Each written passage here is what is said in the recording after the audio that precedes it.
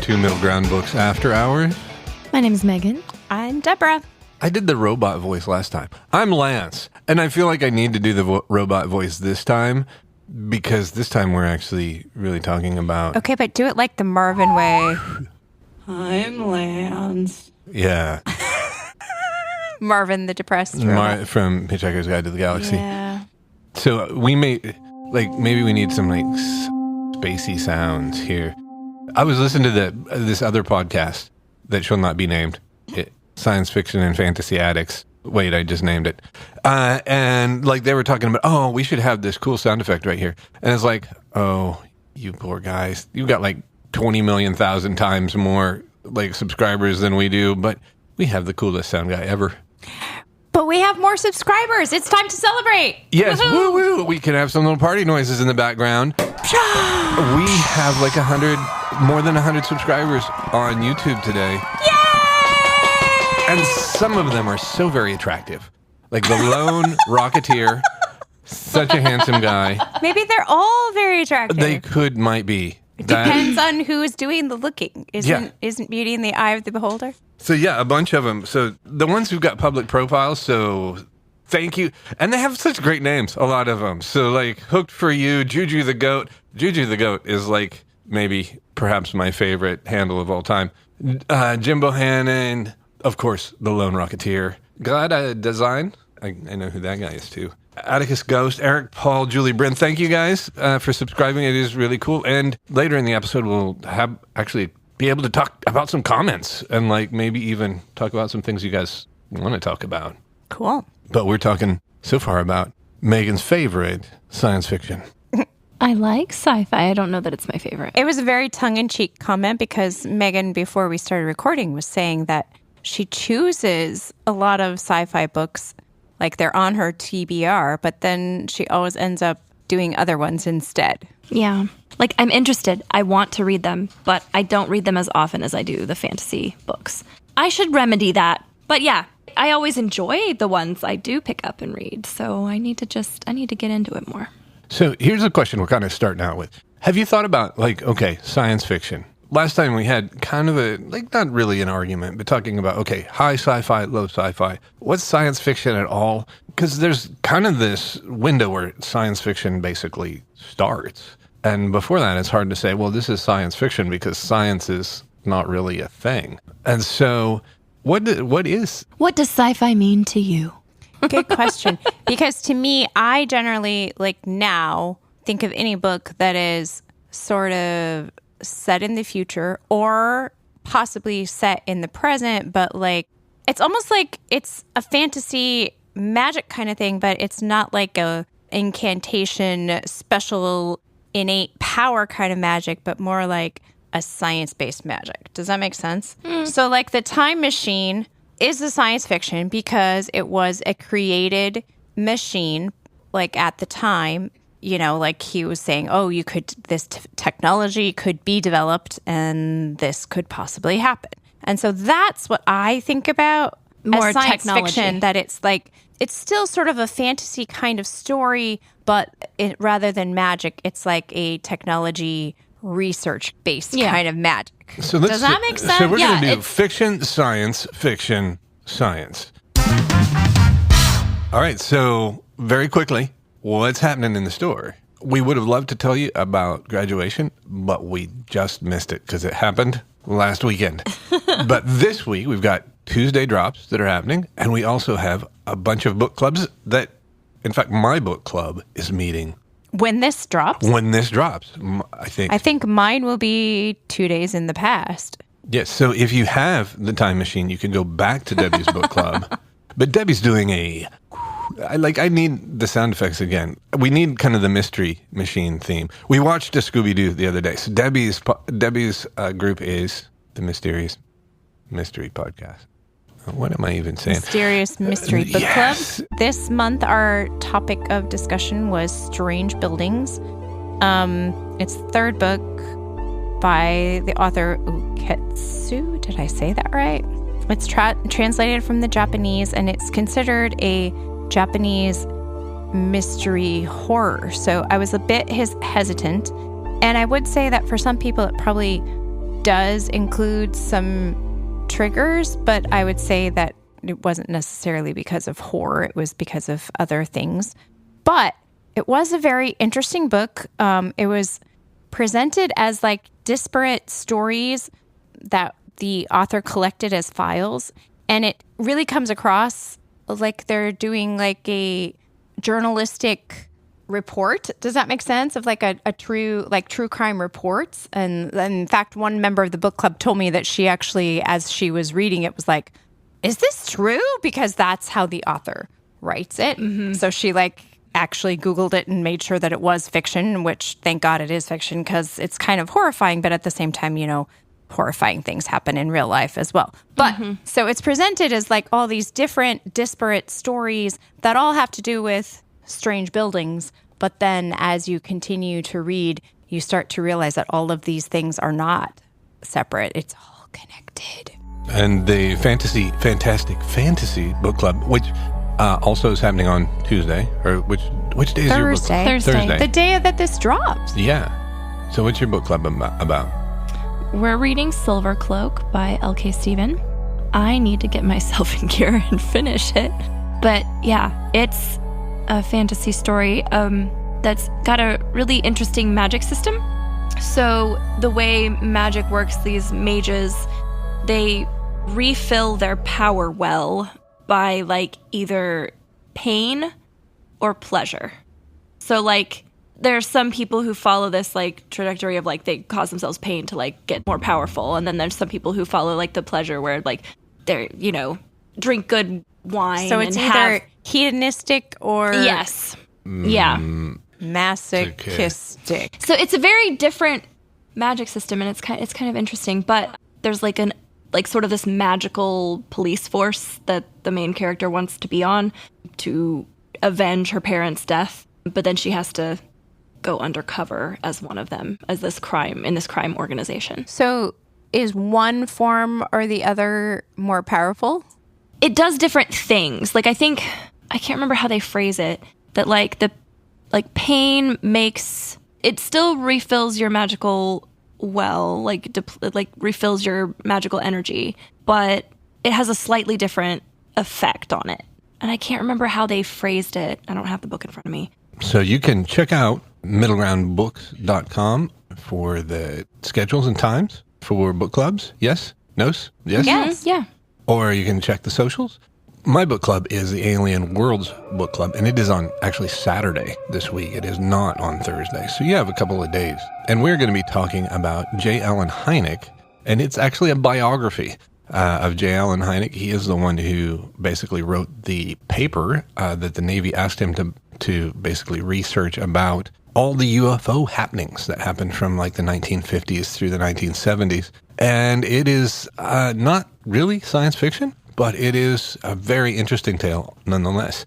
I'm guessing, if I remember correctly, that people did not generally like what he found in said research. No, and it was hushed up. And it's still like not widely available, and it is still in many places very troubling and bizarre. So with that said, check out our book clubs this week, and middlegroundbooks.com. You can check on our events.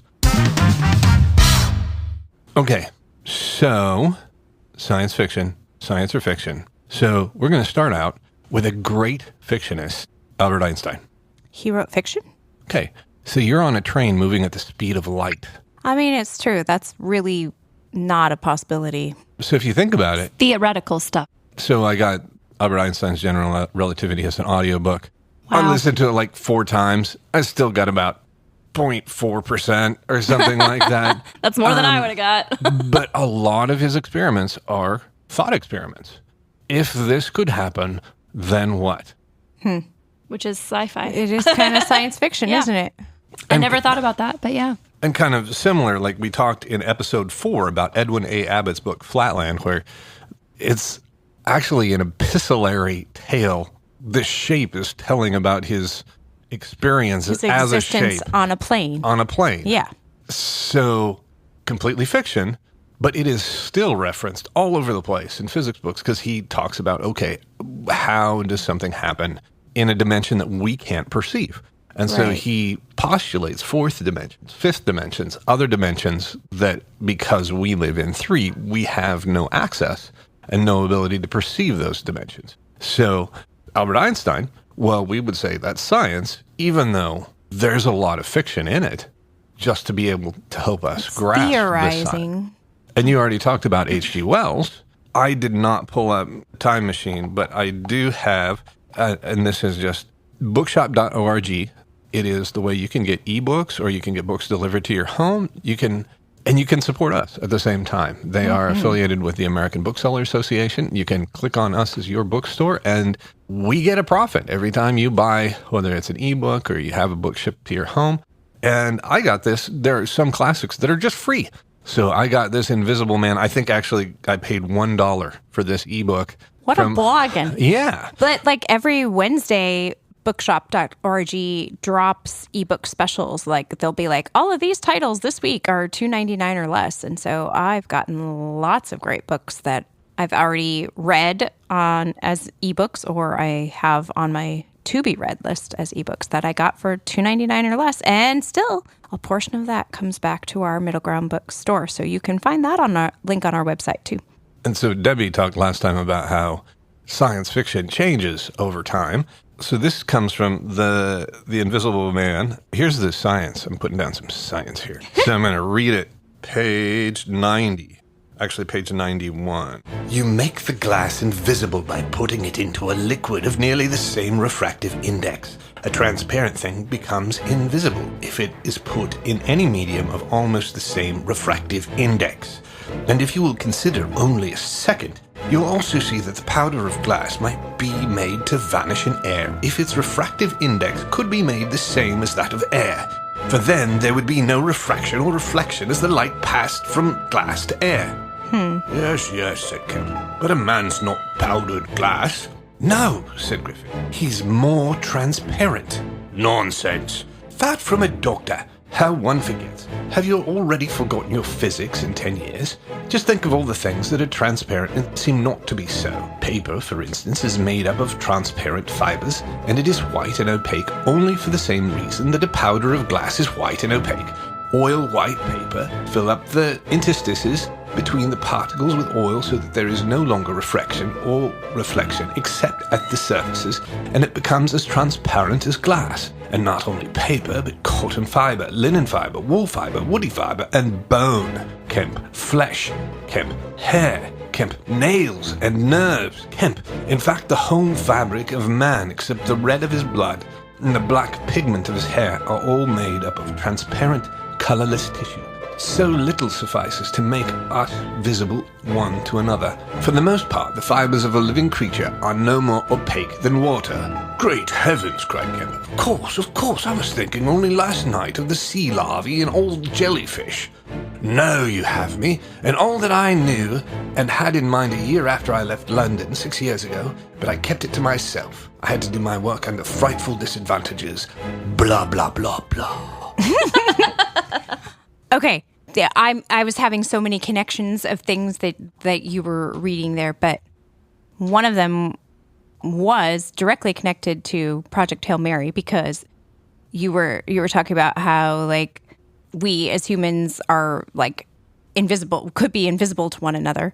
And one of the things that happens in Project Hail Mary when Dr. Grace meets the alien race that he eventually calls Iridians, and then the individual that he calls Rocky.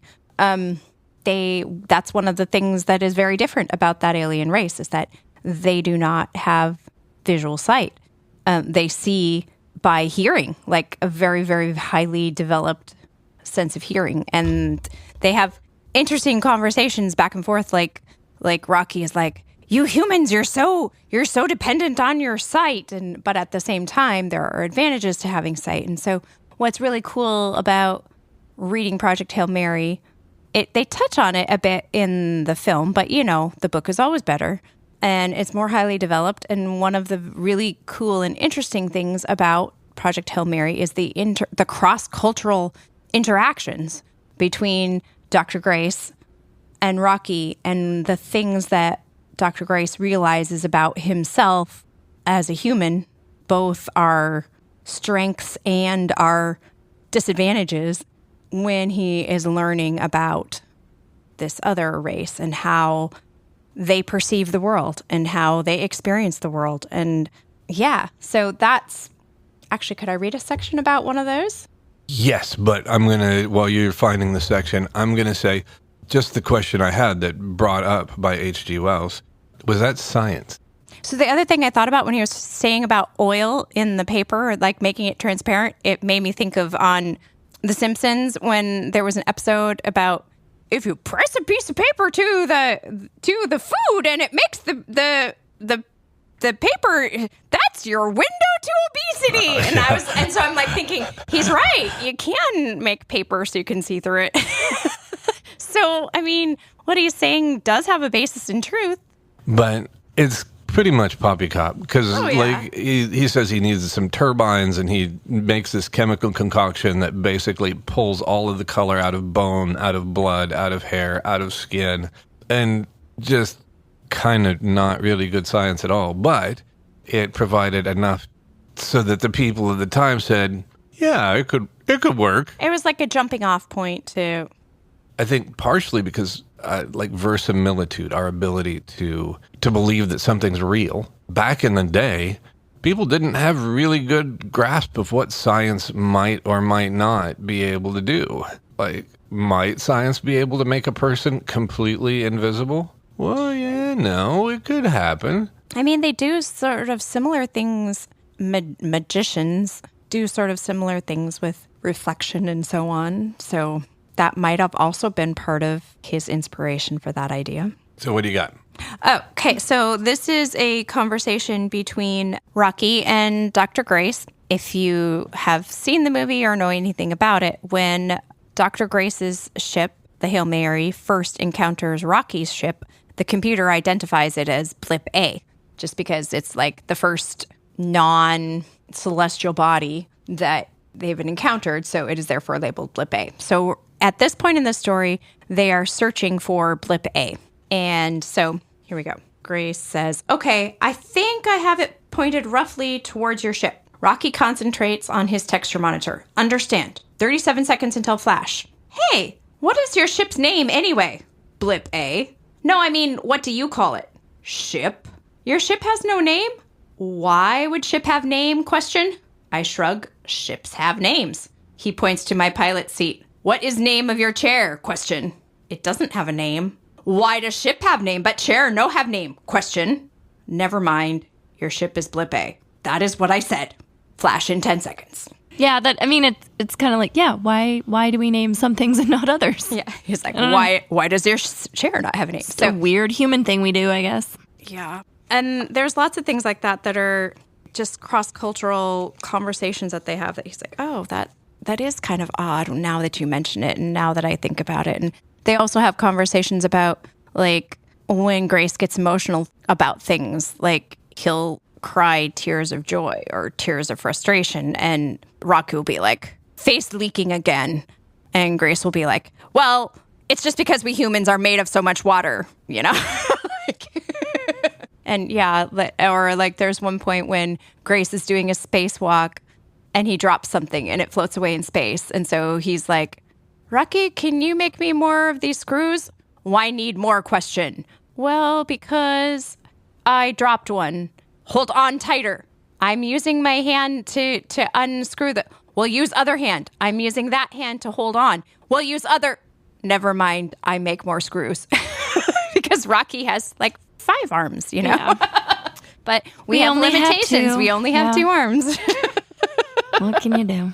Okay, so now if you think about, like, what is the cultural context that Project Hail Mary comes out of? I don't know. Okay, so we'll back up, because, like, at the turn of the 20th century, era of logical positivism, there's a lot of hope that science is going to solve all ills. It's going to usher in an age of Aquarius. Everything's going to go great. And then a World War I happens, and people discover, oh, beep, it is horrible. In the 1920s, there aren't really any science fiction novels. We have Ernest Hemingway, we have William Faulkner, we have The Great Gatsby, we have a lot of things But in terms of, great science fiction novels, I did my backward hat research. Okay. And I didn't really find any great science fiction coming out of the 20s. And even in the 30s, it's still pretty threadbare. In the 40s, we get like the Space Trilogy from Lewis. But it has a pretty scathing commentary on humans and how, basically the reason that happens is because humans are like, oh, we've really messed up the Earth. Let's go see if we can conquer some other planet instead. And in those early eras, like the 40s and 50s, we were just getting some information about the rest of our solar system. Sure. And so people honestly, when Lewis wrote the Space Trilogy, people really thought, oh, there's probably some life on Mars. Right. There's probably life on Venus. Sure. Because we knew something, but not very much. And that's when we get a lot of our, into the 40s and then the 50s when the space race is really on. Right. And the United States is trying to get to the moon, and the Soviets are also trying to get to the moon, and satellites and all that stuff. And I would say that a lot of the science fiction from that period through the 70s, 80s, even the 90s when we were kids was about going to new worlds and meeting alien races and, sort of colonizing, oh my gosh, colonial imperialism on a galactic scale rather than just... And Lewis in the Space Trilogy actually talks about, that... this isn't a great idea, guys. Technology in the Space Trilogy, or we were just reading the book by Orion, a local author, that the technology isn't really defined. Right. It could be occultic, it could be some kind of quasi-magical something, but it's not really what Megan would call, high sci-fi or hard sci-fi, because there's kind of this magical element. We see that. I've got Valerian in front of me, which is a comic book series. French. It is French. And Megan, weigh in on something. I don't know. I don't know what to add. I was going to say that I feel even through the 90s, maybe even 2000, like I said, that a lot of the sci-fi that I am aware of or read or watched during that period was imperial colonial kind of let's go conquer the entire universe. But since then, since 2000 up until now, I would say that a lot of the sci-fi is very dystopian and very, yes. Oh, wow, we have destroyed the entire planet. How do we survive now? Or what do we do now? Now what? It's there's been a breakdown in society in our world. Right. There's been some sort of thing that happened, whether it be war or famine or sort of something. Mad Max. It's Mad Max. And then there's some sort of restructuring of society and technology, and the world is different. So dystopian and sci-fi kind of have a little... They had a moment there for a while in YA fiction. There was quite a bit of Hunger YA. Games. Yeah, Hunger Games, Divergent, Maze Runner, those would all be dystopian kind of sci-fi young adult books. And what was the era on those? Running from when to when? It would have been I'm thinking early 2000s. Early 2000s to mid, to 2010s. But I feel like they are still definitely happening. When I was making this list of all of the sci-fis that I've either read or listened to in the past year, many of them I think are still dystopian. Not all of them. There are some clear outliers, but right now I'm listening to After the Fall, which is, I guess, it technically is a dystopian because human society on Earth has fallen and our planet has been taken over by aliens, and it addresses the concept of we'll make great pets, we'll make great pets, we'll make great pets. Yeah, not so much. Humans make terrible pets. Yeah, but that's the plot of that one. So but I feel like we kind of still are in the dystopian. That I have read or listened to a few sci-fis that are not, but the majority of the ones on my list still are. That's kind of where we are. Mine are kind of since I don't listen to as much sci-fi as you do, Debbie, but more recently I listened to the Operation Bounce House book by Matt Dinniman. It's that whole colonizing other planets, but it's from the other side of that. What do you mean? Somebody colonizing the Earth? Yeah, so we send people out to terraform and settle this planet ahead of everybody, and then more people are going to follow or whatever. That was the plan. Okay. But those people, they've been there for a few generations now, and they're just kind of living their life, and but then it's been turned into this political thing. They made it like a video game. Like they have to, like they're trying to actually clear the planet. Like the whole point of it was that, you know, we're going to send you to settle this place, and you get your like plot of land, and like that's yours. So now. like pioneers, like Yes. the whole Land Act. Yes, settling but in the United then States. the government decided, yeah, actually no, we want the planet, so you guys need to get out of here. So they You make guys it kill each other off. Yeah, well, Great. we're sending people to kill you off. Great. And they think it's like a video game, and like they see them as not really human, even though they totally are. So yeah, it has a lot of the like socio-political commentary like Dungeon Crawler Carl has. And it was very good. It doesn't have the crazy like bizarro aspect that Does it like still have humor, or is it pretty straight and serious? It has some humor, but it's not like the same kind of thing as Dungeon Crawler. I feel like it's a little different vibe. It still has that Matt Dinniman kind of vibe. So it's kind of the colonizing kind of dystopian, but in a different way. Yeah. It was really good. You have your Valerian book open now. What did you want to say about that? I'm curious. I'm hesitant. Why? No, we should do it. So most of you might have heard, some of you might have heard of a movie Valerian some years ago, and it is based on a comic book by Mézières. Pronouncing that badly, I'm sure. Mézières. And this comic book actually became foundational to a guy whose name is Luc Besson, who wrote perhaps the greatest scientist. It is hands down, the greatest French movie ever produced in Britain. Amen. And by Britons. You know. Most expensive French movie. So whether it's Ruby Rod or Corbin Dallas. Corbin, my man. Corbin. Or Lilu. Dallas Multipass. Multipass. Or Chicken. Chicken. Good. Bada boom. So Valerian is not the story. Like the story of Fifth Element is direct. That is Luc Besson. But Mézières worked with Besson, and I forget To create like the way that the show looked. Yes, and that movie, Fifth Element, we just watched a little thing on YouTube. We should maybe see if we can put the comments in the link, or the link in the comments. You know, one of those things. It was, which gives me so much respect from the movie. It was both booed out and given a standing ovation The same time. at When the it same premiered, time, yeah. which Talk about mixed reviews, I think okay? that is awesome. So I'm just going to read. This is one of the opening panels from like the first one. This is 1968, Bad Dreams. And the font is really hard to read, so I'm going to do my best. And Ron, cue the music. Year 2720. Galaxity. Capital Earth. And the Terran Galactic Empire. Thank you for that laughter. Ever since the instant teleportation of matter through time and space was discovered in 2314, the concept of work has practically disappeared on the home planet. Okay, that sounds terrible. Sorry for interrupting. I'll be quiet. Only a few hundred agents and technocrats of the spatio-temporal service still maintain an actual professional activity.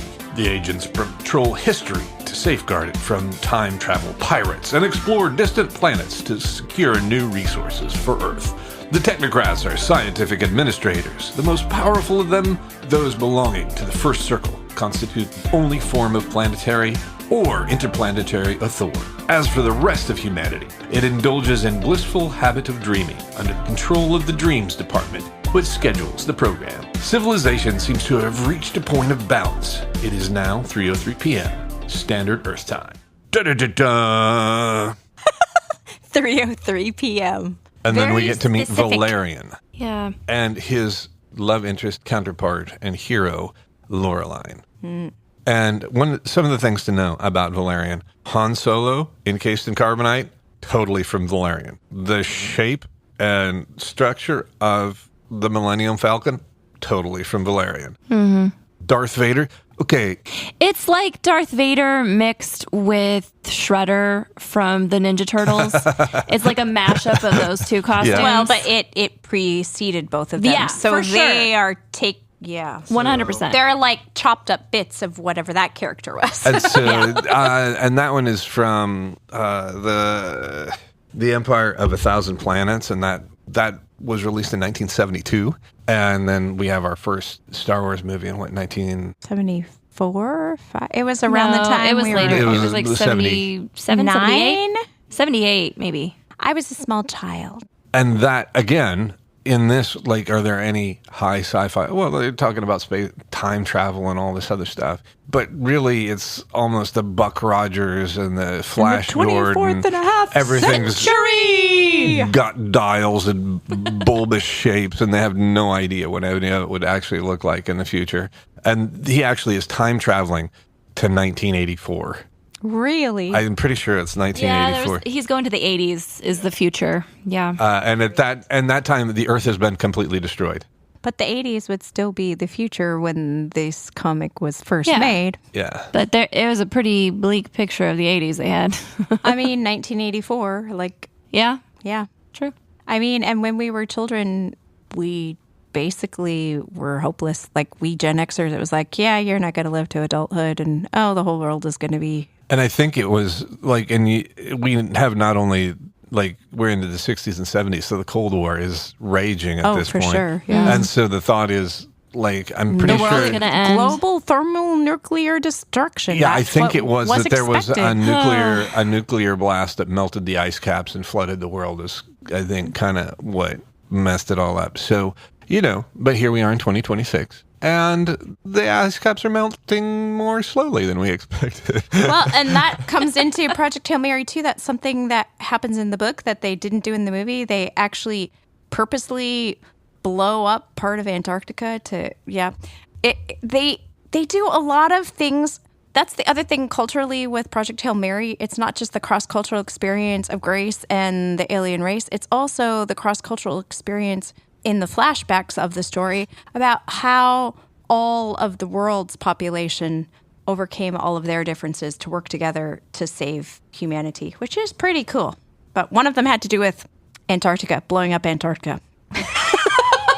Which just on the face of it sounds like a bad idea. It really was a bad idea, but it was to give them a few more years. That reminded me of, you were talking about, like, melting the ice caps. So Yeah. I didn't continue the series. It, like, I couldn't stop thinking about it, and it made me uncomfortable. But it was a young adult series where it was about, so, like, they say that, under Yellowstone, there's, like, a super volcano, and, like, if that sucker ever goes off, like, Sure, yeah. it's big trouble. So that was the whole thing of the series. Like, it does go off, and, like, what happens? And I'm like, this sucks. I don't want to think about this. Like the climate that could fallout. happen. Yeah. So, and I think been calling it climate fiction is a big part of a lot of the sci-fi Just now. the dystopian sci-fi, for sure. Because we can see that things aren't looking good for Earth, okay? Yeah.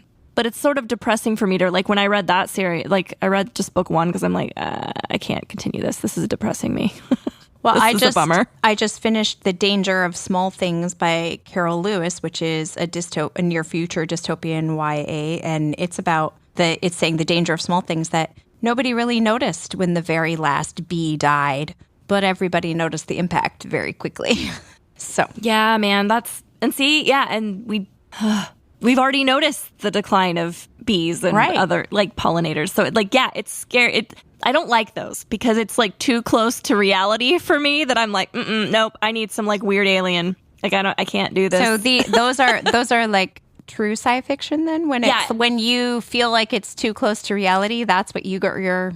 That's what I don't like because it bums me out. I'm going to use that as my segue to come back around. Science fiction, science or fiction, science and fiction. So what do we say? Like, I started out talking about, Einstein and all that stuff and how he used basically fiction to explore concepts that then he basically provided mathematics to either prove or disprove. And then the other, the fiction that didn't have any science to it, but was just believable. So with these, This is like looking at the science of what's really going on and saying, hey guys, let's change what we are doing because this could otherwise happen. Yeah. this could be our actual reality. Yeah. And that's what I don't like. I need something which is probably why I gravitate more towards fantasy because it's like, it's an escape. Whereas this is like, no, this is too close to home. This is too close to reality for me. No, thank you. I have a more lighthearted one that I could read some of if we want to get away from we can finish with Yeah. that, and then we need to talk about some stuff. Okay, so this is from a book called Murder by Memory by Olivia Waite. It kind of does sound lighthearted. It's murder. It's a murder mystery set in It's a a lighthearted sci-fi. stabby. Actually, no. It's Murder by Memory. There's no stabby. Okay. Anyway, but it does touch on some of the things that we're talking about, because you find out as you go on with the book that all of the characters in this book are on a spaceship, and they have been traveling for literally centuries because they've been sent away from the Earth to go and colonize some other place. And they've been able to be traveling for centuries because their memories are preserved in the ship's memory system. And when their current body wears out, they basically make a clone of their body, and their memories are put into the body, a new body, like a clone of themselves. So this is how the book begins. Near the topmost deck, in a small lift with glass walls and flickering buttons, I, Dorothy Gentleman, ship's detective, opened a pair of eyes and licked a pair of lips, and awoke in a body that wasn't mine. It was the nails that first tipped me off. Blank bodies were just that, blank. My nails ought to have been the same color as the skin beneath. In my case, somewhere in the range of pinks, tending to florid, not silver, and not shaped. This body was already inhabited. My skin, someone's skin, broke out in goose flesh. Of course, every human body was a horrifying collection of juices and tissues, acids and effluvia poured into a bag with a bunch of long rocks, a shambling accident of biology that made its own mysterious and often frustrating decisions without reference to the mind. They were disgusting miracles, every one. It was always a bit unsettling to wake up in a fresh form until habit made a home of it, but someone else's home and myself inside it, a nightmare. Imagine going to the washroom to be sick and having someone else's sick come out. I came very close to making this more than a metaphor. It took many deep, deliberate breaths for the squeamish feeling to subside. So waking up in someone else's body. That would be weird. Yeah. And this is a point I think bears mentioning, and that is that at least everything I've read, and I need to actually do a little more backwards hat research. We should have a hat printed that says along the back, I'm doing research. Researching, yeah. That horror is actually the mother of science fiction. That the earliest science fiction all has to do with alien invaders and robots and Yeah. Yeah, I mean, I just thought that was a great opening. Like, we've talked about it before. Sometimes, like, a book needs to get you right from the beginning, and this one really did. I was like, okay, I want to see what's going on. Yeah. How did the ship's detective wake up in someone else's body? So I highly recommend Olivia Waite. I also read the sequel to this one called Nobody's Baby, and they were both very good. Megan, Yes. can you tell us just a little bit about Libro FM? Yes, I can. So Libro FM, if you like audiobooks, is a great alternative to another audiobook platform that will not be named. Libro FM benefits indie bookstores. Do they benefit us? Yes. You can support our bookstore if you are an audiobook listener by downloading the Libro FM app and starting a subscription, or you can just buy audiobooks as you go. So it works similar to other audio platforms where you can do a subscription service and you get credits. But the difference being you actually own those audiobooks. So even if I stop my subscription, I'm not going to lose my books? that is true. You will still have your books. Is that true for other apps? It is not, sadly. So do I have to go to like Libro FM, or could I find it through Middle Ground Books somehow? Yes, there is a link on our website for Libro FM. You can check that out at middlegroundbooks.com. So, we really love teachers and librarians. I wish other, especially audiobook platforms, loved teachers and librarians. They don't love them like Libro FM does. Libro FM, you can get advanced listening copies of books for librarians and teachers. What? Yeah. How? We can send you the information. Usually when we've talked to people in the store, I've just asked for their email, and then I send them the information and they can take it from there and get set up. There's a step-by-step process that like the information takes them through.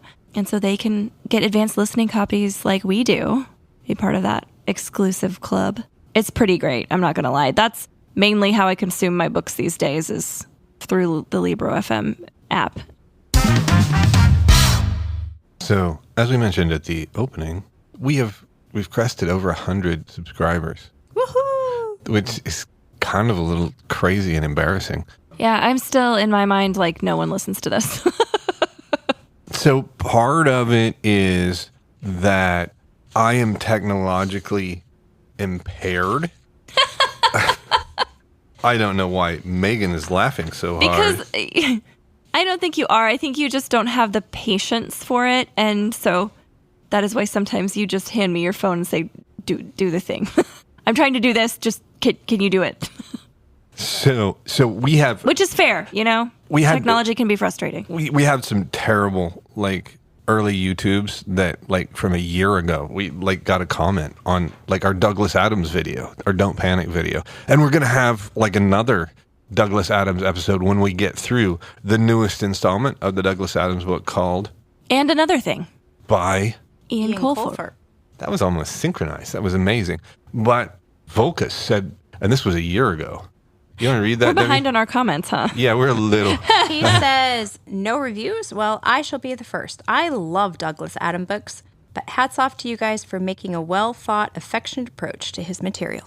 Thank you, Volkus. You are sweet. We have been longtime fans of Douglas Adams, and it's still crazy to me, like, that the first time that I read that and he was describing what the book was like, that, like, this was before we had tablets. We didn't have smartphones, and it's like he predicted that. There's amazing. A lot of things in Star Trek that were not things until later.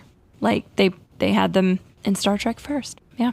All right, and then there's a comment, and this is on a short, one of Megan's. So if you want to read that one, Megan, it was on the banned books. It's like one of the early episodes, and we might need to weigh on this one a little bit. Okay. Because Megan in the short is talking about how banning books doesn't help because if you ban a book, the kids are going to figure out a way to get to it because the kids aren't stupid. Yeah, they basically are saying. But just read who it is and what they say. Betrix Olive 9431. This was from 5 months ago. Yeah, we're behind.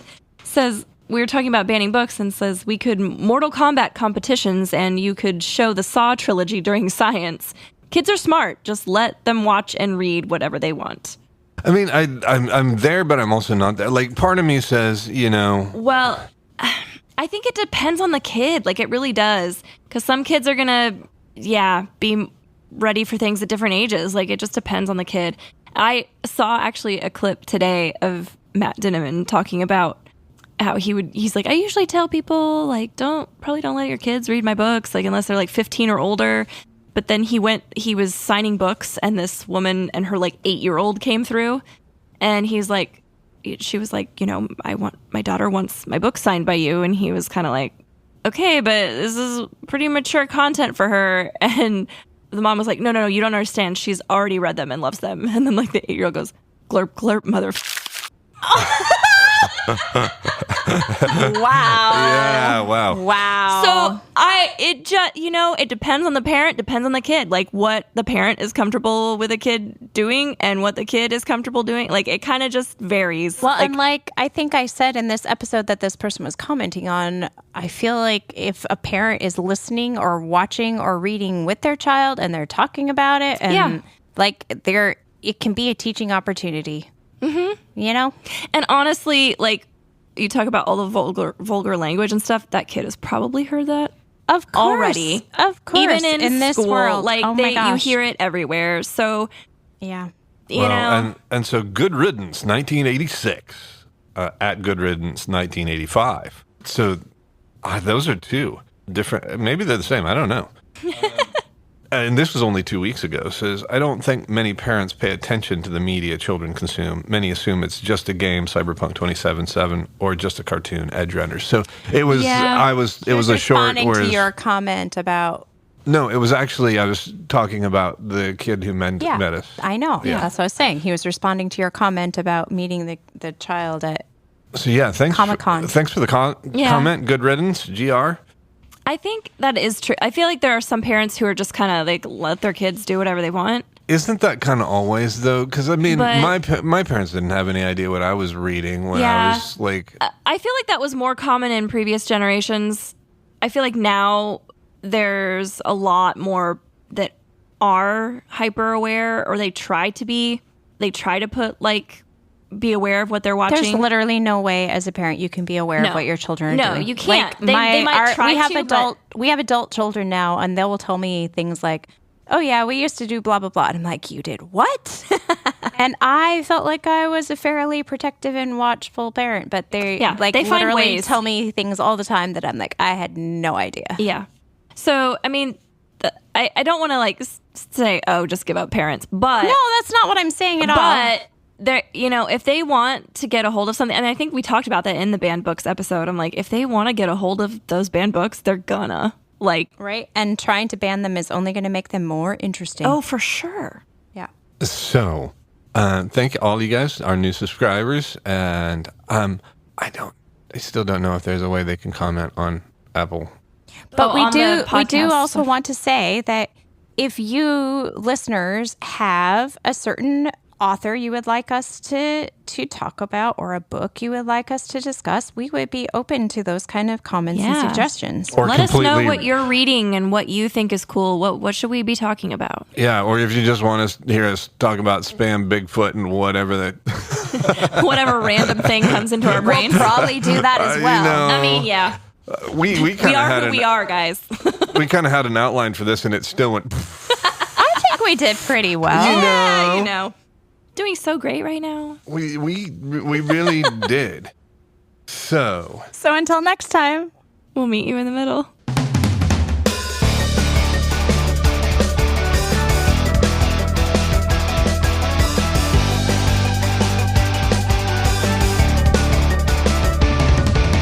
Hello, book lovers. This is Deborah from Middle Ground Books. You've been listening to Middle Ground Books After Hours, recorded here in Emporia, Kansas with Lance, Megan, and me. Come to Middle Ground Books to meet your friends, find your next great read, or help a child discover the wonder of imagination.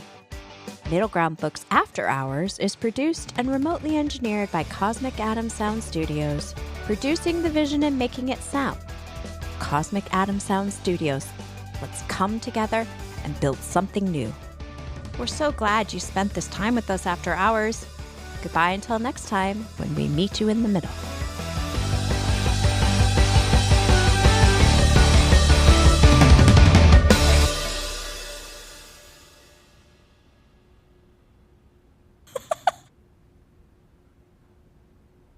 So this is the place where we have a call to action.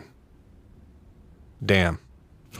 I thought that we just did Yeah, that. we did Oh, the did we? comment. We did. We asked them to tell us. Oh, we Tell us already what did you're it. reading. They wanted Tell us us what to- you want us to talk about. Yeah, we did the thing on accident. We didn't do it Whoopsie. accidentally. You did it on purpose. We did.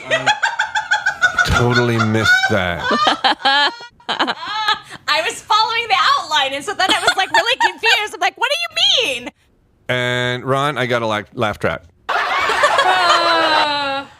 I laugh all on my own. I don't need to be told when to laugh. It's true. I laugh a lot too.